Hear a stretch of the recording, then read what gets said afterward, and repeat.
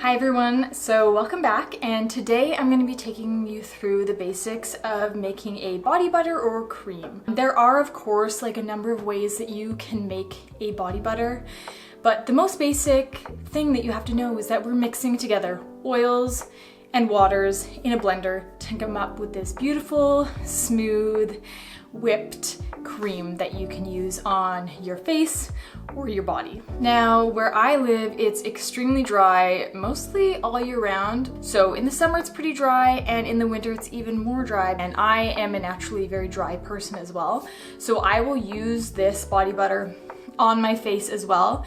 It's quite heavy and can sometimes feel a little bit greasy, but my skin loves it because it needs all the moisture it can get. Now, a pro tip I do recommend is that you bring out all your ingredients now and let them kind of warm up to room temperature, especially like the aloe vera and the hydrosol if they've been kept in the fridge, because one of the most important things for this recipe is when we blend the oils and the waters together, they need to be pretty close to the exact same temperature. And so the oils are going to be really hot at first because we have to melt them all together. And then the waters are going to be pretty cool if they've been in the fridge. So if you bring those ingredients out now, let them warm up to room temperature, you'll have less of a time to wait for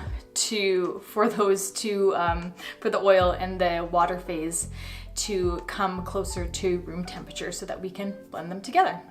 Now, this recipe actually makes about 2 cups of body butter, and I actually have like a whole cup left, a whole cup of body butter left in my fridge from when I initially made it in September. So I just keep it in the fridge and it keeps for a pretty long time. I do just check it occasionally to make sure that there is no mold growing on it or water collecting. It still smells really good. So yeah, it does make a lot, so just put the rest in the fridge. So for the oil phase of this body butter, I'm just gonna go through the ingredients you're gonna need on hand. So the first thing that you need is an emulsifier. I'll be using beeswax. Another option is candelilla wax as well. So the next, or the first oil that we will need is going to be a thicker kind of like butter. So I'm going to be using cacao butter wafers because I absolutely love the smell. It gives it a bit of a chocolatey hint. But you can also use something like shea butter, which is pretty widely available. And mango butter is also a really great choice.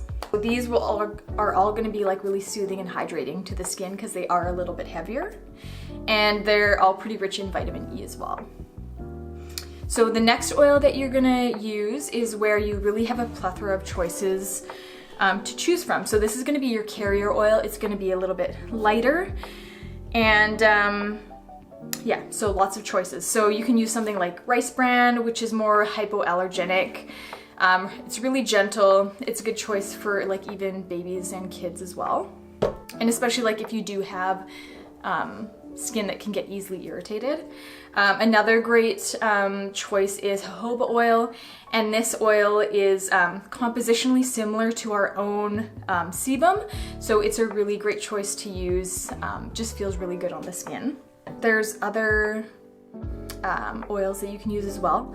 I'm actually going to be using a really basic oil, so this is just olive oil, but I've infused fir needles in it, and I'm using this because it is one of my like absolute favorite smells in the whole world. So you can use something as simple as olive oil and just infuse some herbs in there for a couple weeks, and then you'll have this beautiful smelling oil to work with. Now ideally I would infuse those fir needles in something like jojoba, but jojoba does have a much higher price point than olive oil, so that is why I did choose olive oil to infuse it in. And then the last thing you need for this oil phase is a vitamin E. So it's going to help to prevent rancidity and also acts as an antioxidant for these body care products that you are going to make. Now for the water phase. Now the water phase contains 3 different things. It contains a hydrosol, an aloe vera, and Tinosan. So for the hydrosol, I'm actually going to be using the hydrosol I made just last week. I made a chamomile hydrosol, and I will link to that video down below, up above, down below. But you can use the hydrosol that you made last week in this body butter recipe. And so it can be any kind of hydrosol. If you don't want to make your own hydrosol or you don't want to purchase a hydrosol, you can use a rosewater. You can find them at most places. One thing I do caution against, make sure that it doesn't have any alcohol in it. If you add any alcohol to this recipe, it will make the, it will be very difficult to blend, and you will find that it will separate, which is quite annoying because then you get like water collecting on the surface of the oil, and that's just not something that you want. You want it to be nice and blended and rich and whipped. And then aloe vera gel.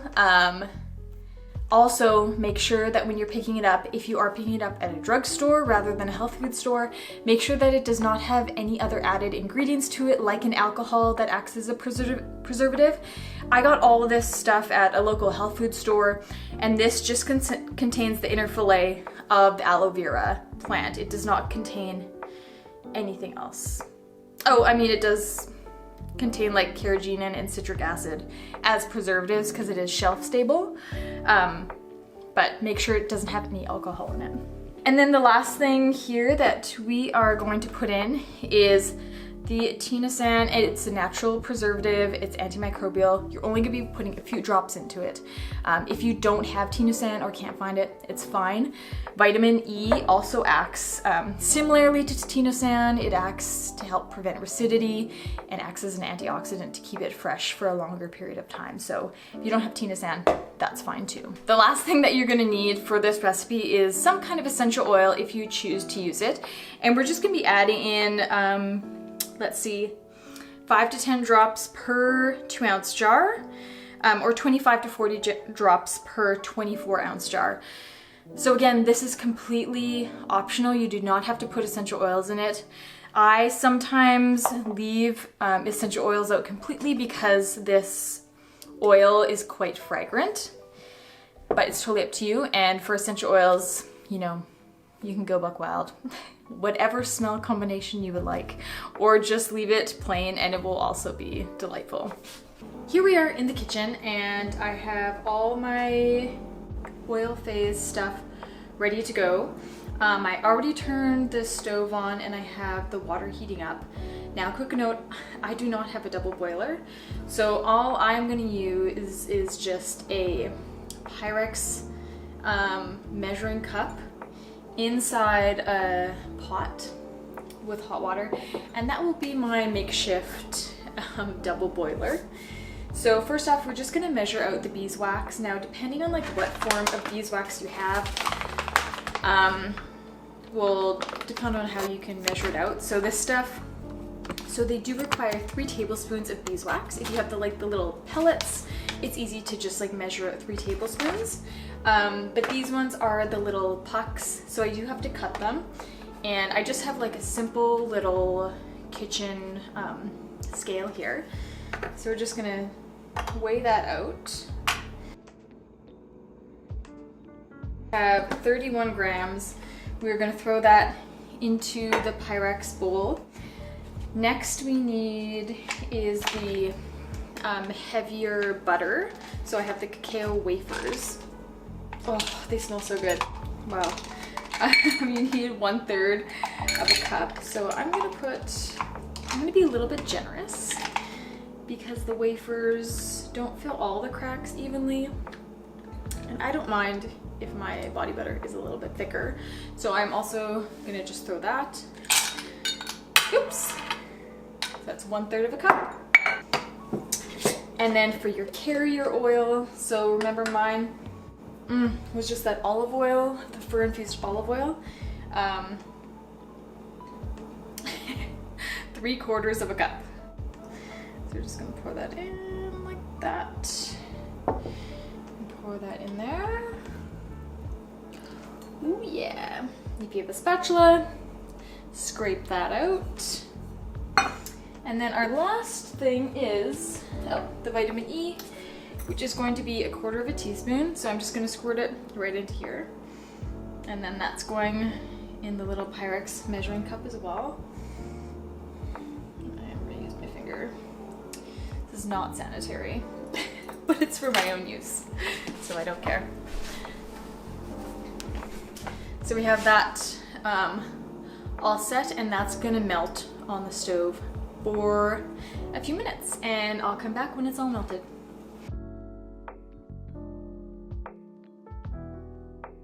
Okay, so our oil phase has melted. A pro tip here for the beeswax. If you can grate the beeswax, it will greatly expedite the melting process. So that is one thing I forgot when I threw those bricks in there, but grating the beeswax, making it into tiny, even tinier, chopping it into tinier pieces will definitely help the melting go a little bit faster. So I'm just gonna remove this very, very hot Pyrex measuring cup from the bowl. And so if you are using a double boiler, great. Before you pour off anything, always remember to wipe off the bottom, because it will have collected water, and we don't want to put that water into the blender right now. So I'm just gonna grab a spatula. So right now we are just gonna pour this hot oil mixture into the blender.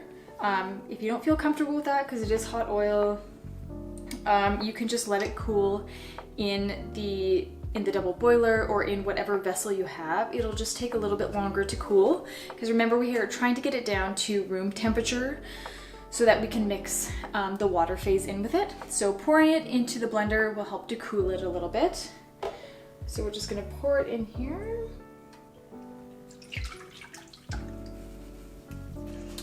And definitely use a spatula for this part. Get all that delicious oily goodness out of there, and to make the cleanup a little bit easier. Okay. So now we have the oil in here. We're gonna let it cool down a little bit. A skin will start to form on it, but you don't want it to completely harden. Sometimes I will throw it into the fridge just to quicken that process just a little bit, but another little waiting process. Okay, so while we're waiting for that oil phase to cool down, I did pop it in the fridge for a few minutes. We're just gonna measure out our water phase ingredients. So we need 2/3 of a cup of a hydrosol or rosewater or whatever, or even distilled water works. So, and like I said, I'm using the chamomile hydrosol that I made last week. So I'm just gonna measure 2/3.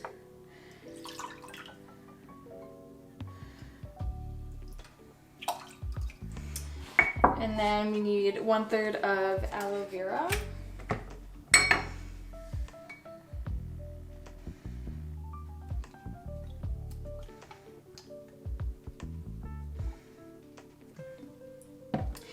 And like I mentioned at the beginning, I have had these out for a couple hours on the counter just to bring them up to room temperature.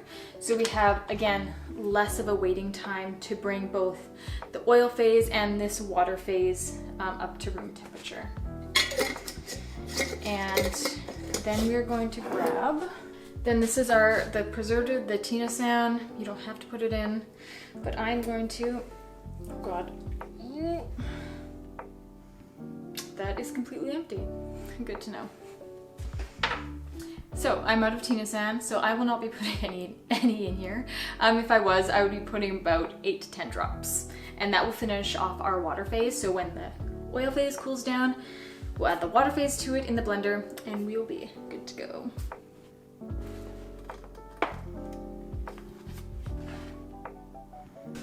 Okay, so finally waited long enough. I pulled it out of the fridge, gave it a little finger test. It seems to be matching approximately the temperature of our water phase here. So here's where the magic happens. So we're going to slowly pour the water phase into the blender. Please make sure you have a top on, and please make sure your settings, if you are using a Vitamix, are set to the lowest possible setting. You can also use an immersion blender for this, or even like a beater, like a handheld blender I've used before as well. Just takes a little bit longer. Vitamix is definitely like the quickest way to do this. So let's do it. Let's just pour it in. And what we're going to be listening for is for the blender to start like kind of choking or sputtering. Then you know it's been well blended.